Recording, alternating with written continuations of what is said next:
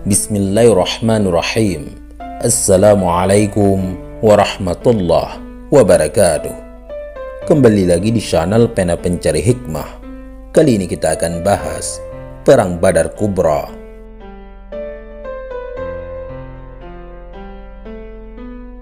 Jangan lupa sukai video ini, komen, dan berlangganan, serta bagikan video ini agar bermanfaat bagi semua.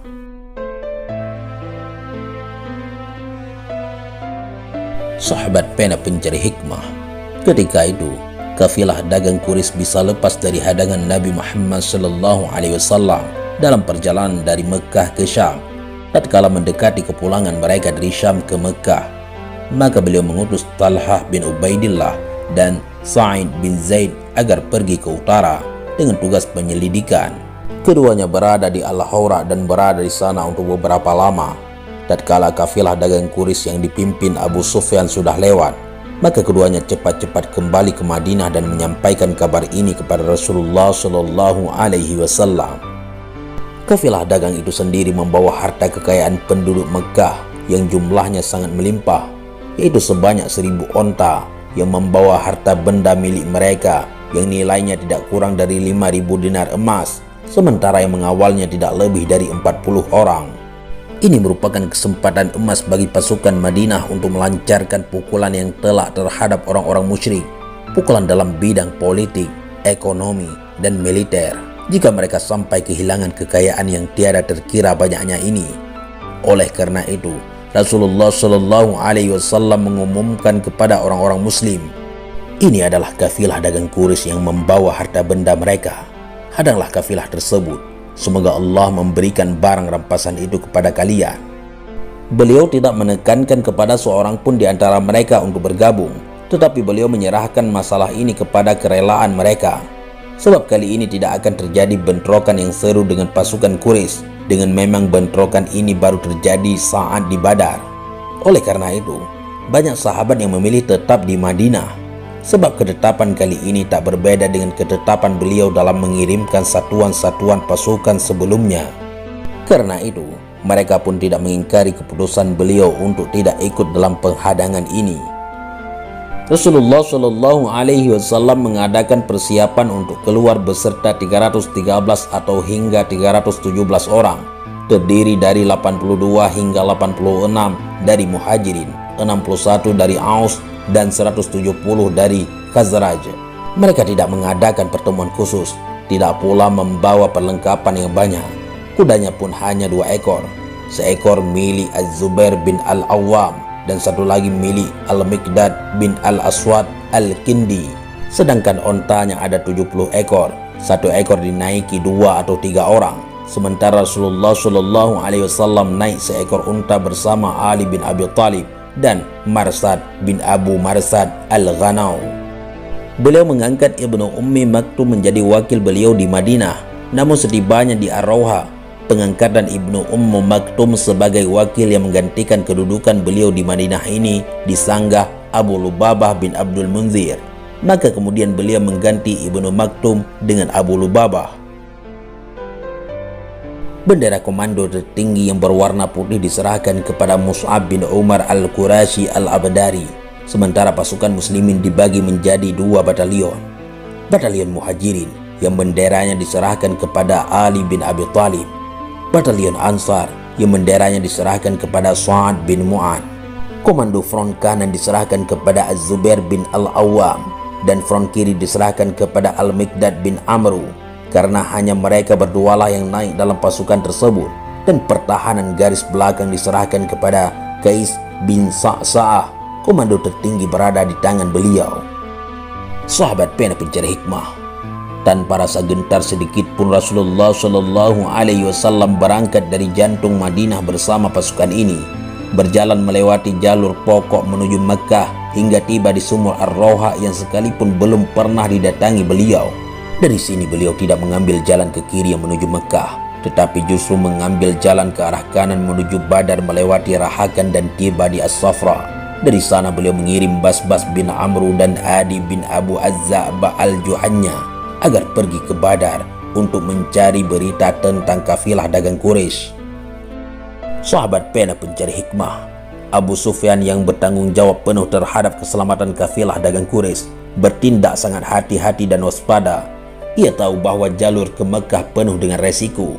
Maka dari itu ia pun mencari-cari informasi, bertanya kepada siapapun yang ditemuinya di jalan, hingga akhirnya ia mendapat kabar yang meyakinkan bahwa Muhammad SAW telah pergi bersama rekan-rekannya untuk menghadang kafilah. Pada saat itu Abu Sufyan mengupah Damdam bin Amru al-Ghifari agar pergi ke Mekah, memberitahu orang-orang Quraisy guna mengirim pertolongan untuk menyelamatkan kafilah dagang mereka dan menghadapi Muhammad beserta rekan-rekannya. Maka Damdam mengadakan perjalanan cepat hingga selamat tiba di Mekah dengan baju yang terkoyak-koyak dan bekalnya yang acak-acakan. Ia berdiri di tengah punggung ontanya yang hidungnya sudah tampak buruk di tengah lembah sambil berteriak, "Wahai sekalian orang-orang Quraisy, kafilah, kafilah, harta benda kalian yang dibawa Abu Sufyan telah dihadang Muhammad beserta rekan-rekannya. Menurutku kalian harus menyusulnya. Tolonglah, tolonglah." Seketika itu pula semua orang bersiap-siap. Mereka berkata, "Apakah Muhammad dan rekan-rekannya mengira bahwa ia bisa menjadi seperti kafilah Ibnul Hadrami? Sama sekali tidak. Demi Allah, mereka pasti akan mendapatkan kenyataan yang berbeda." Sahabat pena pencari hikmah, mereka hanya ada dua pilihan, berangkat sendiri ataukah mewakilkan kepada seseorang. Semua penduduk Mekah hendak bergabung. Tak seorang pun pembesar mereka yang tertinggal kecuali Abu Lahab. Namun begitu, ia mewakilkannya kepada seseorang yang masih berhutang kepadanya. Bahkan beberapa kabilah Arab di sekitar mereka juga ikut bergabung. Semua perkampungan Quraisy ikut andil kecuali Bani Adi. Tak seorang pun di antara mereka yang ikut keluar.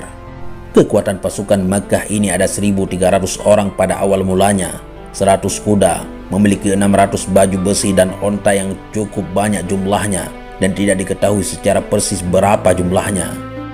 Komando tertinggi dipegang Abu Jahal bin Hisham. Ada 9 pemuka Quraisy yang bertanggung jawab terhadap rangsum yang dibutuhkan seluruh anggota pasukan. Sehari mereka menyembelih 9 ekor onta dan terkadang 10 ekor.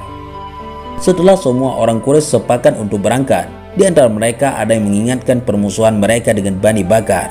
Mereka khawatir Bani Bakar akan memukul mereka dari belakang, sehingga mereka bisa terjepit di antara dua kobaran api. Mereka benar-benar bimbang. Kemudian muncul seorang iblis yang bernama Surakah bin Malik, pemimpin Bani Kinanah, lalu berkata kepada mereka, "Akulah yang akan menjamin bagi kalian andaikan Bani Kinanah memukul kalian dari belakang, yang dapat merugikan kalian." Setelah persiapan dianggap selesai, mereka pun berangkat meninggalkan tempat mereka. Sikap mereka telah digambarkan Allah dalam firman-Nya, dengan rasa angkuh dan dengan maksud ria kepada manusia serta menghalangi orang dari jalan Allah. Mereka datang seperti yang digambarkan Rasulullah SAW dengan membawa kemarahan dan senjata mereka. Mereka memusuhi Allah dan Rasulnya. Mereka pergi dengan membawa kemurkaan dan kedengkian terhadap Rasulullah SAW serta para sahabat, di samping untuk menyelamatkan kafilah dagang mereka. Mereka bergerak dengan cepat, lurus ke arah utara menuju Badar. Mereka melewati jalur Usfan, Qadid, dan Al-Juhfah. Di sana datang surat dari Abu Sufyan yang isinya, "Sesungguhnya kalian keluar hanya untuk menyelamatkan kafilah dagang. Orang-orang kalian dan harta benda kalian, Allah telah menyelamatkan semuanya. Karena itu lebih baik kembalilah." Sahabat pena pencari hikmah, seperti yang dituturkan Abu Sufyan, tadinya ia mengambil jalur pokok menuju Mekah. Oleh karena itu ia meningkatkan kewaspadaan dan selalu menyelidiki. Tatkala kafilahnya sudah mendekati Badar, ia mendahului rombongan hingga bertemu dengan Majdi bin Amru dan menanyakan pasukan Madinah kepadanya. "Aku tidak melihat seorang pun yang dicurigai. Hanya saja tadi kulihat ada 2 orang penunggang yang berhenti di bukit tersebut," jawab Majdi. Setelah mengisi kantong air, keduanya pun pergi. Abu Sufyan segera mendatangi tempat menderum onta 2 orang yang dimaksudkan Majdi dan meneliti kotorannya, yang ternyata di sana ada biji-bijian yang masih utuh. Ia berkata, "Demi Allah, ini adalah makanan hewan dari Yasrib." Secepat itu pula ia kembali menemui kafilahnya dan mengalihkan arah perjalanan menuju ke barat menuju pesisir pantai. Tidak jadi mengambil jalan pokok yang melewati Badar, tepatnya ke arah kiri. Dengan cara itu kafilah Abu Sufyan bisa selamat dari hadangan pasukan Madinah, lalu mengirim surat ke pasukan Mekah yang sudah tiba di Al-Juhfah. Setelah menerima surat tersebut, terbesit keinginan pasukan Mekah untuk kembali. Tapi dengan sikap yang angkuh dan sombong, Abu Jahal berkata, "Demi Allah, kita tidak akan kembali kecuali setelah tiba di Badar. Kita akan berada di sana selama 3 hari sambil menyembelih hewan, makan besar, menenggak arak, dan para bidu wanita menyanyi untuk kita. Biar semua bangsa Arab mendengar apa yang sedang kita lakukan dan perjalanan kita, sehingga mereka senantiasa getar menghadapi kita." Sebenarnya Al-Akhnas bin Syarik sudah menyarankan Abu Jahal untuk kembali saja. Namun banyak di antara mereka yang juga tidak mau mendengarkan saran Al-Akhnas ini. Maka ia pun kembali bersama Bani Zuhrah, sehingga tak seorang pun dari Bani Zuhrah yang ikut dalam peperangan. Jumlah mereka ada 300 orang. Di kemudian hari, Bani Zuhrah sangat salut terhadap ketajaman pemikiran Al-Akhnas ini, sehingga ia semakin disegani dan ditaati. Sebenarnya Bani Hashim juga ingin kembali, namun Abu Jahal memaksa mereka seraya berkata, "Janganlah gara-gara peperangan ini membuat kita terpecah hingga kita pulang nanti." Maka pasukan Mekah dengan kekuatan 1000 orang melanjutkan perjalanan menuju Badar. Mereka terus berjalan hingga mendekati Badar dan bersembunyi di balik bukit pasir di pinggiran Wadi Badar. Sahabat pena pencari hikmah, posisi pasukan Islam yang cukup rawan. Mata-mata pasukan Madinah menyampaikan berita tentang lolosnya kafilah dagang Abu Sufyan kepada Rasulullah SAW yang saat itu masih dalam perjalanan melewati Wadi Zifiran. Sementara itu, tidak ada kesempatan bagi beliau dan para sahabatnya untuk menghindari peperangan. Jadi mau tidak mau harus terus maju ke depan dengan mengobarkan semangat, keberanian, dan heroisme. Sebab jika pasukan Mekah dibiarkan bercokol di sekitar daerah itu, sama saja dengan memberi angin kepada mereka untuk memantapkan posisi militernya, melebarkan pengaruh politiknya, bisa melemahkan persatuan orang-orang muslim dan menimbulkan perasaan takut. Bahkan boleh jadi gerakan Islam setelah itu hanya sebatas gerakan jasad tanpa ruh. Lalu siapapun yang memendam kedengkian dan kebencian terhadap Islam bisa melancarkan serangan setiap saat ke Madinah. Apakah setelah itu ada seseorang yang bisa memberi jaminan kepada orang-orang muslim untuk menghadang pasukan Mekah agar tidak bisa meneruskan perjalanannya menuju Mekah? Sehingga kalaupun meletus peperangan, maka peperangan itu terjadi di luar Madinah dan tidak di pelataran mereka. Sama sekali tidak ada. Sementara itu, andai kata pasukan Madinah kalah, pengaruhnya akan lebih buruk bagi pamor kaum muslimin. Melihat perkembangan yang cukup rawan dan tidak terduga-duga ini, maka Rasulullah SAW menyelenggarakan majelis musyawarah militer. Dalam majelis ini beliau mengisyaratkan posisi mereka yang harus dipertaruhkan secara mati-matian dan membuka kesempatan kepada setiap anggota pasukan dan para komandannya untuk mengemukakan pendapat. Pada saat itu ada sebagian di antara mereka yang hatinya menjadi kecil dan takut terjun dalam pertempuran. Mereka inilah yang diisyaratkan Allah dalam firman-Nya, "Kama akhrajaka rabbuka min baitika bil haqqi wa inna fariqam minal mu'minina lakarihun yujadilunaka fil haqqi ba'da ma tabayyana ka'annama yusaquna ilal mauti wa hum yanzurun." Sebagaimana Rabbmu menyuruhmu pergi dari rumahmu dengan kebenaran, padahal sesungguhnya sebagian dari orang-orang yang beriman itu tidak menyukainya. Mereka membantahmu tentang kebenaran sesudah nyata bahwa mereka pasti menang, seolah-olah mereka dihalau kepada kematian, sedang mereka melihat sebab-sebab kematian itu. Sedangkan para komandan pasukan seperti Abu Bakar dan Umar bin Khattab sama sekali tidak kendor semangatnya dan maju terus. Kemudian Al-Miqdad bin Amr berdiri seraya berkata, "Wahai Rasulullah, majulah terus seperti diperlihatkan Allah kepada engkau. Kami akan bersama engkau. Demi Allah, kami tidak akan berkata kepada engkau sebagai Bani Israel yang berkata kepada Musa, 'Pergi engkau sendiri bersama Rabbmu lalu berperanglah kalian berdua.' Sesungguhnya kami ingin duduk menanti di sini saja. Tetapi pergilah engkau bersama Rabbmu lalu berperanglah kalian berdua, dan sesungguhnya kami akan berperang bersama kalian berdua. Demi yang mengutusmu dengan kebenaran, andai kata engkau pergi membawa kami ke dasar sumur yang gelap, maka kami pun siap bertempur bersama engkau hingga engkau bisa mencapai tempat tersebut. Bagus, sabda Rasulullah Shallallahu Alaihi Wasallam sembari mendoakan kebaikan bagi Al-Miqdad. Itulah pendapat yang disampaikan 3 komandan pasukan dari Muhajirin. Padahal jumlah mereka lebih sedikit. Maka Rasulullah Shallallahu Alaihi Wasallam ingin mendengar pendapat para komandan Ansar, sebab mereka adalah jumlah mayoritas dalam pasukan. Terlebih lagi, beban peperangan pasti akan membebani pundak mereka. Sementara klausul Bai'at Aqabah tidak mengharuskan mereka ikut dalam peperangan di luar perkampungan mereka. Maka setelah mendengar pendapat 3 komandan Ansar itu, beliau bersabda kepada mereka, "Berilah aku masukan wahai semua orang." Di dalam hati, beliau mengarahkan sabdanya ini kepada Ansar. Maksud hati beliau ini dapat ditangkap komandan Ansar dan sekaligus pembawa benderanya, yaitu Sa'ad bin Mu'ad. Ia pun berkata, "Demi Allah, sepertinya yang engkau maksudkan adalah kami, wahai Rasulullah." Begitulah jawab beliau.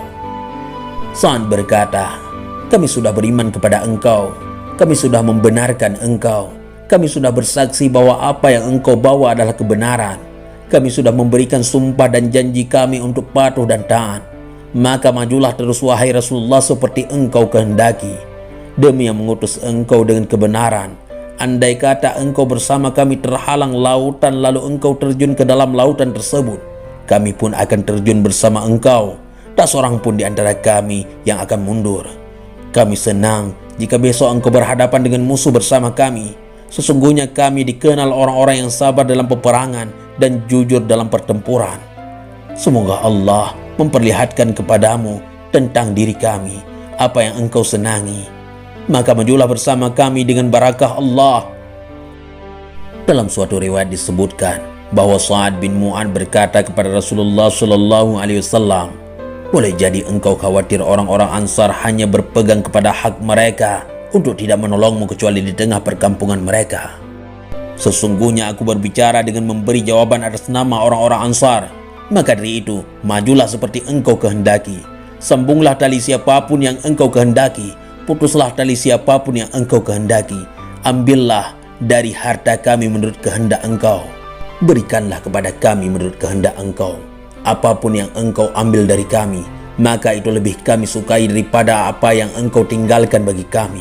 Apapun yang engkau perintahkan, maka urusan kami hanyalah mengikuti perintah engkau. Demi Allah, jika engkau maju hingga mencapai dasar sumur yang gelap, tentu kami akan maju bersama engkau.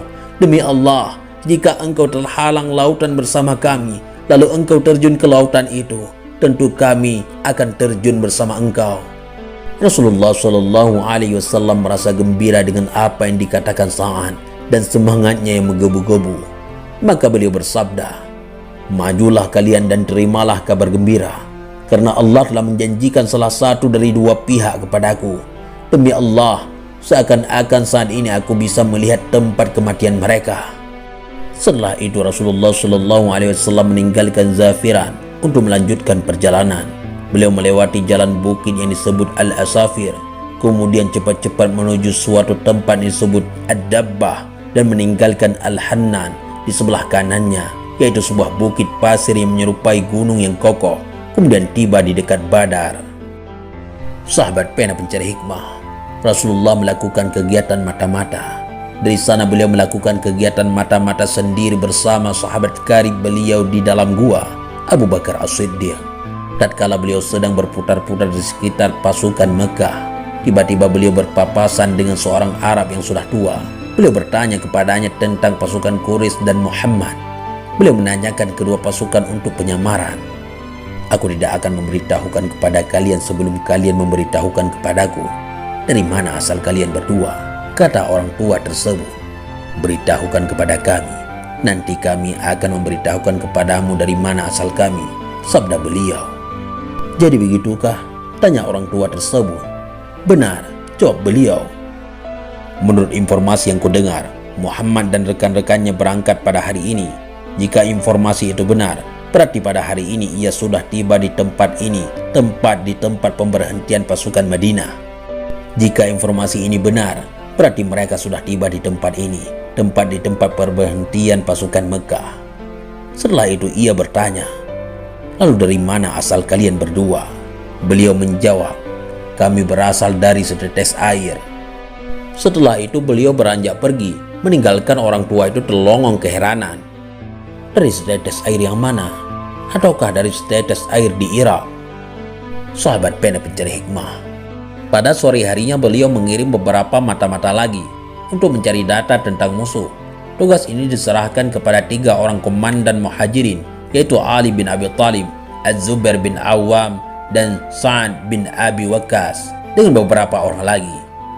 Mereka pergi ke mata air Badar, dan di sana mereka bertemu dengan 2 pesuruh yang tugasnya mengambil air untuk kebutuhan pasukan Mekah.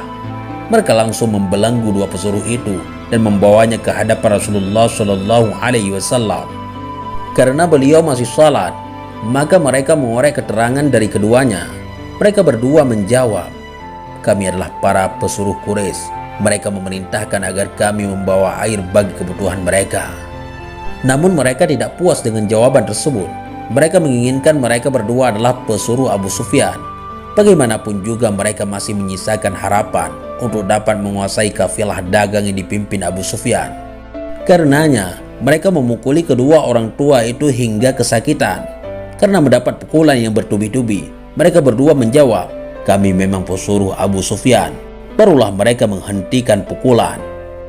Setelah selesai salat, Rasulullah Shallallahu Alaihi Wasallam bersabda seakan menyindir mereka, "Jika mereka berdua berkata jujur kepada kalian, maka kalian memukuli mereka. Namun jika mereka berdusta kepada kalian, maka kalian membiarkan mereka. Demi Allah, mereka berdua berkata jujur. Mereka adalah pesuruh Quraisy."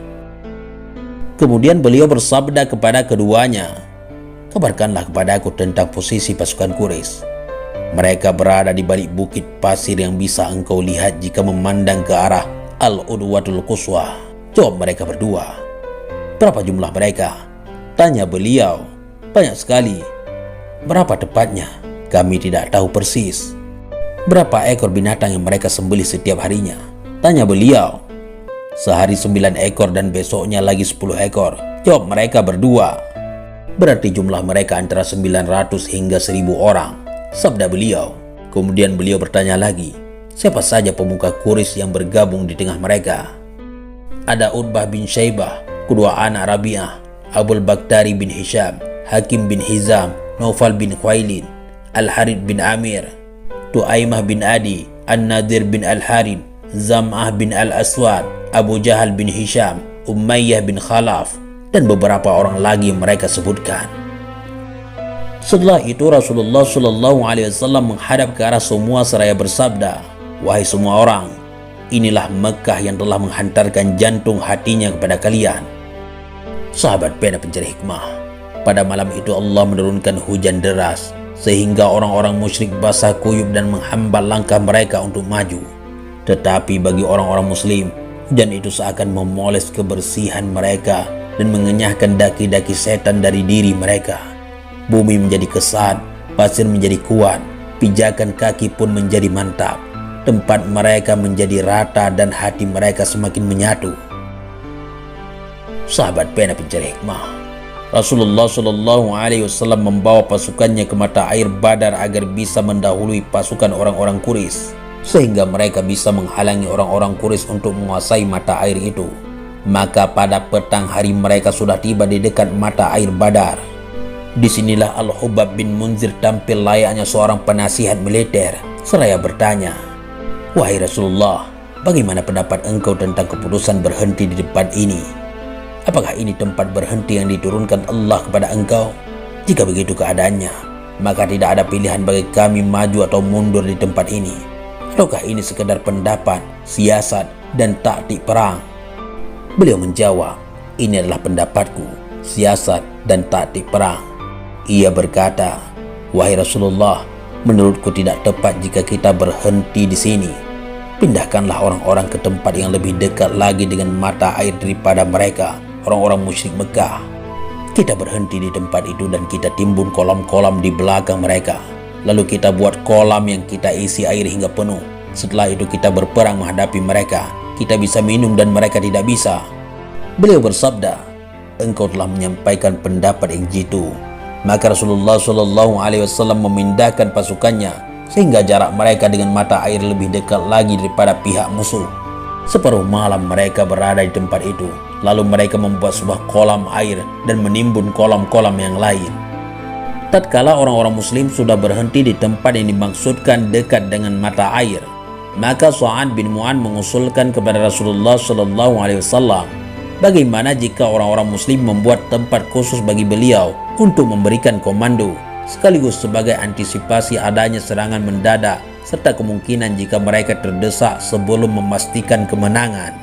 Ia berkata, "Wahai Nabi Allah, bagaimana jika kami membuat sebuah tenda bagi engkau dan kami siapkan kendaraan di sisi engkau? Kemudian biarlah kami menghadapi musuh. Jika Allah memberikan kemenangan kepada kita atau musuh, maka memang itulah yang kami sukai. Tetapi jika hasilnya lain, maka engkau bisa langsung duduk di atas kendaraan, lalu bisa menyusul orang-orang di belakang kami. Di sana masih ada beberapa orang yang tidak ikut bergabung dengan kami. Wahai Nabi Allah, mereka jauh lebih mencintai engkau daripada cinta kami kepada engkau. Jika mereka menganggap bahwa engkau harus menghadapi perang, tentu mereka tidak akan mangkir dari sisi engkau. Allah pasti akan membela engkau bersama mereka, memberikan nasihat kepada engkau dan berjihad bersama engkau." Maka Rasulullah SAW memohon dan mendoakan kebaikan bagi Sa'ad. Lalu orang-orang muslim membuat sebuah tenda di tempat yang tinggi, tepatnya di sebelah timur laut dari medan perang. Ada beberapa pemuda Ansar yang telah ditunjukkan menyertai Sa'ad bin Mu'adz yang berjaga-jaga di sekitar Rasulullah SAW. Sahabat pena pencari hikmah, persiapan pasukan. Kemudian Rasulullah SAW mempersiapkan pasukan berkeliling di sekitar arena yang akan dijadikan ajang pertempuran. Beliau menunjukkan jarinya ke suatu tempat sambil bersabda, "Ini tempat kematian fulan esok hari insyaallah, dan ini tempat kematiannya fulan insyaallah." Pada malam itu beliau sering melaksanakan salat di dekat pangkal pohon yang tumbuh di sana. Sedangkan orang-orang muslim tidur dengan hembusan napas yang tenang seakan menyinari angkasa. Hati mereka ditaburi keyakinan. Mereka cukup istirahat pada malam itu dengan harapan esok paginya dapat melihat kabar gembira dari Allah. "Idh yughashshikumun nu'asa amanatan minhu wa yunazzilu 'alaikum minas sama'i ma'an liyutahhirakum bih wa yudhhiba 'ankum rijzasy syaitani wa liyarbita 'ala qulubikum wa yusabbita bihil aqdam." Ingatlah ketika Allah menjadikan kalian mengantuk sebagai suatu penentram darinya, dan Allah menurunkan kepada kalian hujan dari langit untuk mensucikan kalian dengan hujan itu, dan menghilangkan dari kalian gangguan-gangguan setan, dan untuk menguatkan hati kalian dan memperteguh dengannya telapak kaki kalian. Malam itu adalah malam Jumat, tanggal 17 Ramadan 2 Hijriah, sementara keberangkatan beliau pada tanggal 8 atau 12 dari bulan yang sama. Sahabat pena pencari hikmah, pasukan Quraisy mulai memasuki arena pertempuran dan perpecahan di kalangan mereka.